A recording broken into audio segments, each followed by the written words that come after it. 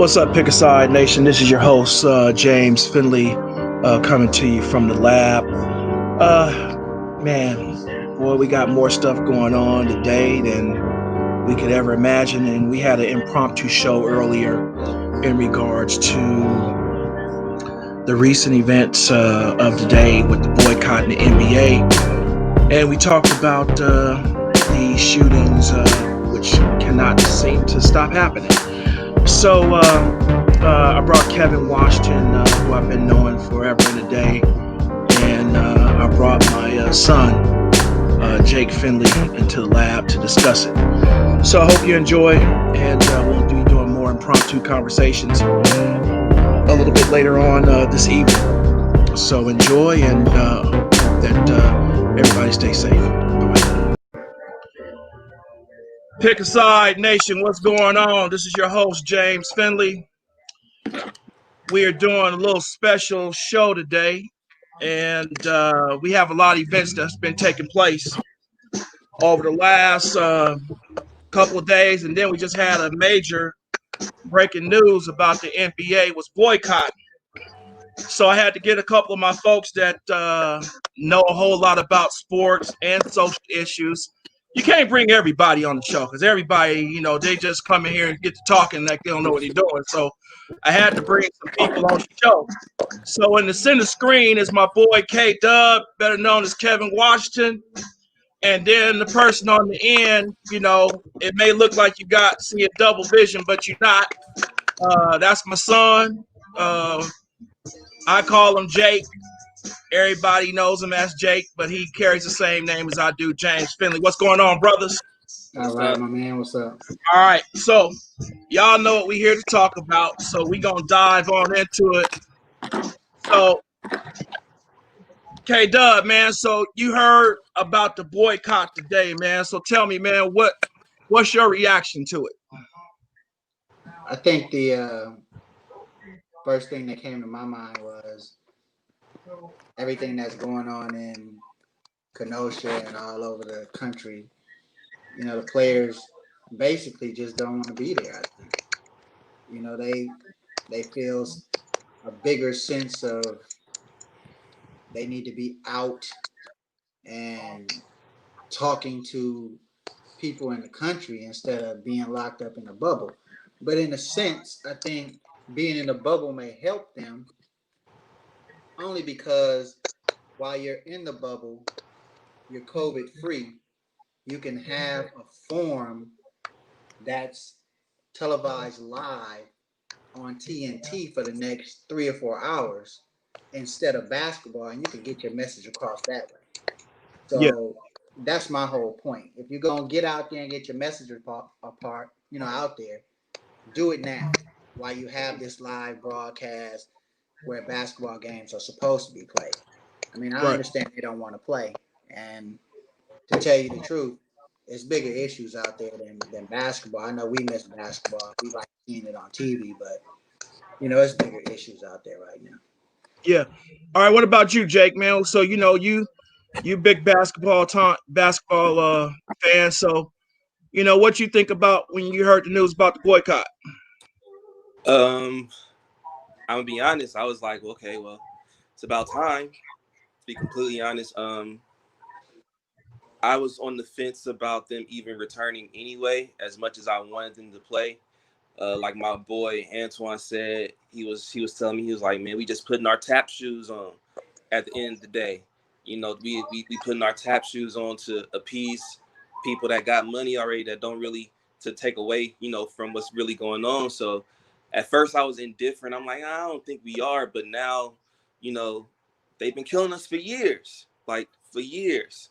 If we go back, Emmett Till would have been what my grandma's age. So it's like this is recent. This isn't old. Like this isn't as old as people think.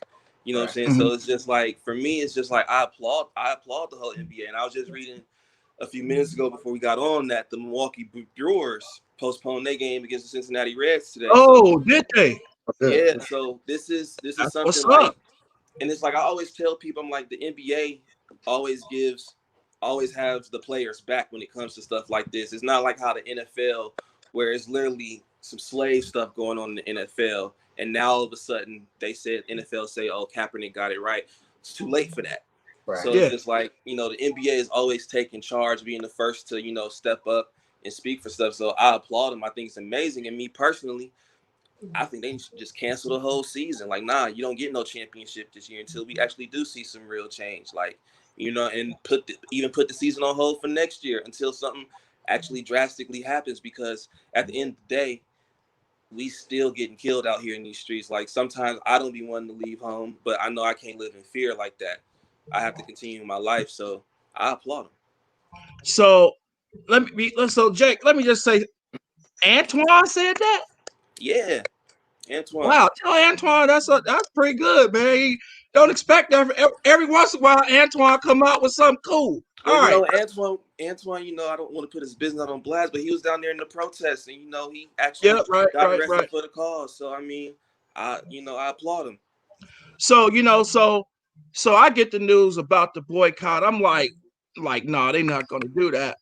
But literally, this is probably the only way that you can get your message across. Hmm. Because see, don't think this ain't about to get into the pockets.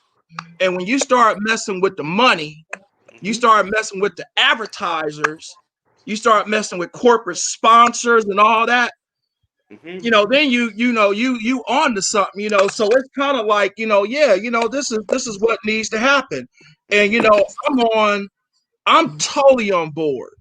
As Hmm. much as I love sports, I'm like totally on board. Just shut it down. Hmm. Shut down basketball, shut down baseball, shut down football, everything. Just shut it down for the rest of the year. Hmm. And I don't know nobody that's bigger sports fanatic than me. Hey, USC, they not even playing. Pac-12 is not playing. So it's like, okay, I don't even care, because so we're gonna go back to George Floyd for a second. So Kev, man, when you first found out about George Floyd, man, so what went through your head when you first found out about George Floyd? I think the first thing I thought about was, at first I couldn't believe this again until I started watching TV, and I'm like, they really let this happen again. And in looking at the video and all of that, I think the only thing that I thought about was bringing my son in and having another sit down, and we just talked and we looked at the video, and it was like, I can't believe this, because I fear for him when he goes out every day. If he goes out in the streets with his friends and goes to different functions or whatever, first thing I tell him, son, follow the rules, hands on the steering wheel, Yup. don't make no sudden moves, don't do Yup. it, because you never know what's gonna happen. And I'm the type of person that when he goes out, I can't sleep until he comes back home. Will you say that again, Kevin? Will you say that one more time, dude? I can't sleep until a man comes back home. And I know he's 23, but it's like, hey, when the front door open up, I'm happy. I'll go back to sleep. Hey, so Kev, stop right there. You know how you can't go to sleep like really sound Right, until when you hear the car when you hear the car pull up, it's like, all right, I'm cool now, and then right, you can get some sleep. yeah, But any parent out there, especially father, and you got a son, no matter how old they are, it's something about when they go somewhere, because all the stuff that happens, mm-hmm, and you be like, when Jake was staying with me, and I be in the room, man, and ain't no telling when Jake coming home and all that. And then I hear the I hear the sound of his car, and I'll be like, all right, cool. All right, he made it home. Thank you, Lord. right, Let my son make it back home. right, But see, man, you and I, we didn't have to you had to tell Cameron to talk about the procedures. Hey, when you get pulled over by the cops, hey, this is what you got to do. Hands on the steering wheel. Hey, no, sir. Yes, sir. No, yeah, ma'am. right, Yes, ma'am. right, Hey, I'm getting ready to put my hand in the glove compartment. Do I exactly, have your permission to do that, right, sir? My whatever is up, whatever the command is, we gotta always ask, do I have your permission to do X, Y, Z? Exactly. And hey, it sucks that we have to do that, but at the end of the day, we just want our sons to make it home. You Exactly. know, back in the day, me and Payne, we leave the crib to go to Fox Hills Mall. Hey man, I can't tell you how many times, man, we get pulled over on Slauson. As soon as we get to Rampart by Buddha Market and we make that left, hey man, we Yeah. can't even get to Alviso. Right. Hey, Right. as soon as the sheriff is coming eastbound on Slauson and they see us going westbound, hey man, we just be like, man, they're getting ready to make a U-turn. Whoop, they make the U-turn. You know Hey, it. we get pulled over. We never got a ticket. We never got a ticket. However, hey man, we got to get out the car. So, we going up to the mall for only one reason. And so, we all fresh shoes, all that. Yeah, we got to lay on the ground. Yeah, we Yeah. got to lay on the ground. And we don't lay on the ground. At least give us a ticket. Give us a ticket. So, this dirt that we done got on our clothes now can speak for something. But now, we go into the mall, it's like, man, they don't even need. And then you Right. go up further on Slauson. Then when you get to Buckingham and make that left turn, Yeah. yeah, we got to deal with the Culver City Police Department. Yeah. You know, well, as soon as we turn up, J.C. Penney's going underground to the mall. Here come the Culver City Police trying to follow. So, man, it's just a whole lot, man, that we had to go through. So, Jake, Exactly. man, so give me some of the experiences that you got to have when you get pulled over from the police. Because, I've taught you this stuff. So tell me what you got to go Man, I mean, just the start of like I was telling one of my homies, my white friends the other day, I said, you don't know fear until you have a baseball hat on and you see the police drive by and everyone in the car got to do this and put their hat down because you don't want the cops to see that, and to suspect, oh, you from 60 or you from, you from Park Village. So you don't want none of that. You don't want no problems. And then y'all all take y'all hats off and they still pull you over. And, they ask for everyone IDs, run everybody names and stuff, ask for everyone to get out the car and everything. So it's just like, for me, my earliest experience of it, of just for the cops alone, I'll share a story about racing. For the cops alone, it was probably when I was I think I was 17 and I went to the Linwood High School Compton Centennial game with TJ. It was up at Linwood High and some dudes shot it up. And so we was walking back home. We was on what because they was playing in Linwood Middle School. So whatever that street was, we was walking back to Palm through. Yeah, Ave where yeah. TJ stayed on. Cops came, we walking, mind our own business. They pulled us over, pulled their guns out on us, told us to get up against some house, some wall, up against the house wall, and then like they searched us. We had nothing to do with the shooting, like at all. But I mean, they just searched us like that, and but they came out guns blazing already. So that was my real first experience of that, and then moving back to Atlanta and Marietta, where I dealt with literally every time I get off of work. I was working on Delk Road at the time, pops. Yeah. I get pulled over by this same white cop every night after work, like clockwork. And it wasn't until he had caught me again, but he didn't know that my white homeboy was driving the car, was in the front seat. He thought it was me. And he pulled us over because we was going to a party, but we had to stop to get something to eat. And his whole demeanor changed when he saw my boy Cody in the driver's seat driving, and I was in the back. And he never gave me any more problems. So I see the difference. I deal with it all the time. I got pulled over the other day and it was just, all right, all four windows get rolled down. Ain't no one in the back seat, but it's just me. But I need them to know that I'm not a threat.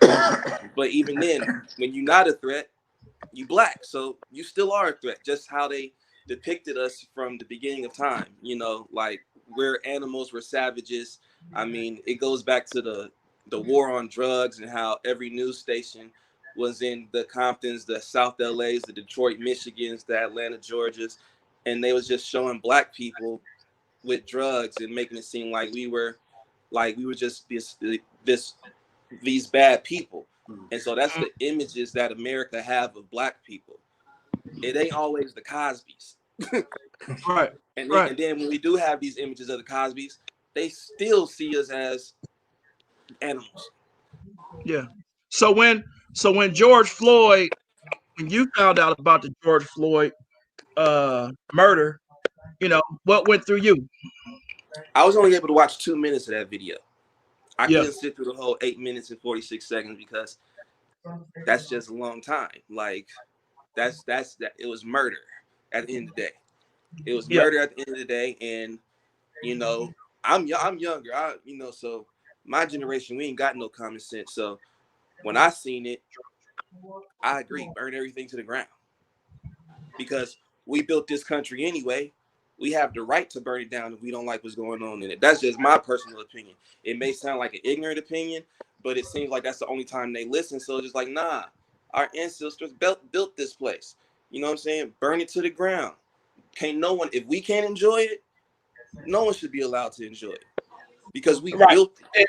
Yeah, so I totally, I totally get what you said. One of the reasons why I want to bring you on here to get that millennials, because even when you guys are protesting, I mean, it's like you guys are taking it to a whole nother level than what we used to, and I think it's cool.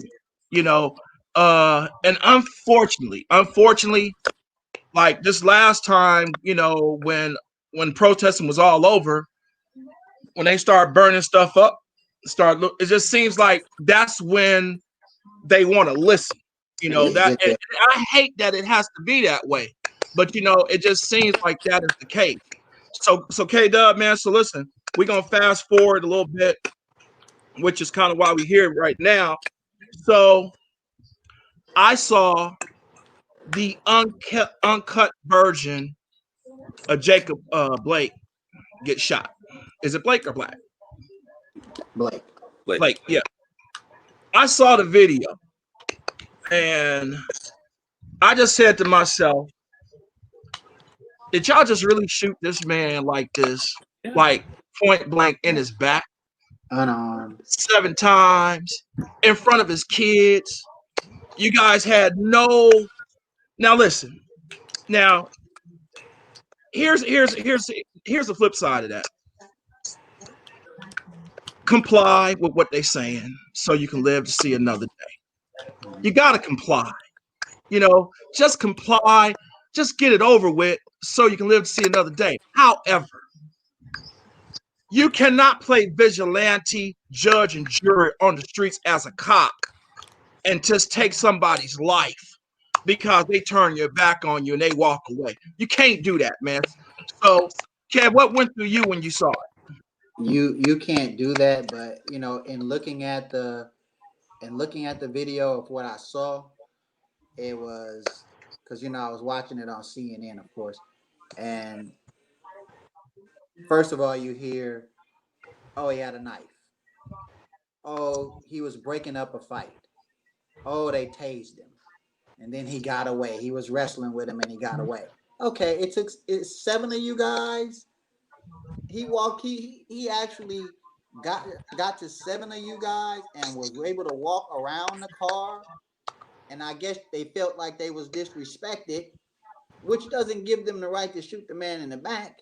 No. If you have 7 people, you can't subdue one person. I mean, your only alternative is to go ahead and shoot the man in the back. That's uncalled for, and that's Yeah. unheard of. Which Yeah. is, I mean, it like Doc Rivers got on TV last night, and what he said, and it's like, he said they tried to burn his house down because he was married to a white lady. Yep. Okay, Yep. I mean, this has been going on for too long, Yeah. and you say you want to effect change. Oh, we're doing this, like the man said today, the mayor of Kenosha. He gets on TV. Oh, it's not gonna all happen at once. We're gonna go through this process. I'm tired of hearing about the Man. process Yeah. and how Yeah. long it's Yeah. gonna take. Yeah. Right. Let's effect some change now. Let's get these people off the street. If you got to do some retraining or whatever you got to do it. Yeah. I mean, we can't just keep having this happen on a daily basis. Yeah. Yeah. I totally agree. So Jake, so let me ask you. So when you were watching the news and you saw the footage of uh of it, man. So what went through you? Cowards. It's all, I mean, cowards, bunch of cowards. You got the Yeah. man by the shirt, and you mean like, and we all men, so you got a certain amount of strength to you. You got him by the shirt, put your gun away and pull him towards you if it's that serious. Mhm. But like what, like 7 times in the back, that's just straight up murder. But at the end of the day, man, he just doing what the police was designed to do, why they were built. Because after slavery, you couldn't own slaves no more, so they built that to control us, put us in prisons and stuff. So I mean, people can say the system is broken all day, but in reality, and this is the cold-hearted truth, and I'm pretty much a realist. The reality is, no, it's not broken. It's working to perfection. Actually, the system is working how it's meant to work. House We design, were yeah, to keep we were black folks never down. supposed to Yeah, have any yeah. rights. We're free. The system is definitely working. Yeah, It's we're. working to how they want it to work, and Right. it's been working flawlessly for a very, very long time. Yeah. The system is not broken. The Mm-mm. system is working. I mean, it's oiled up. That bad boy runs smooth like Escalade, man. Yeah. What needs to It's happen is that the system needs to be totally broken down and it needs to start from scratch. Now, I don't know if I'm gonna see it in my lifetime. I don't know if Kev No. has seen it in his lifetime.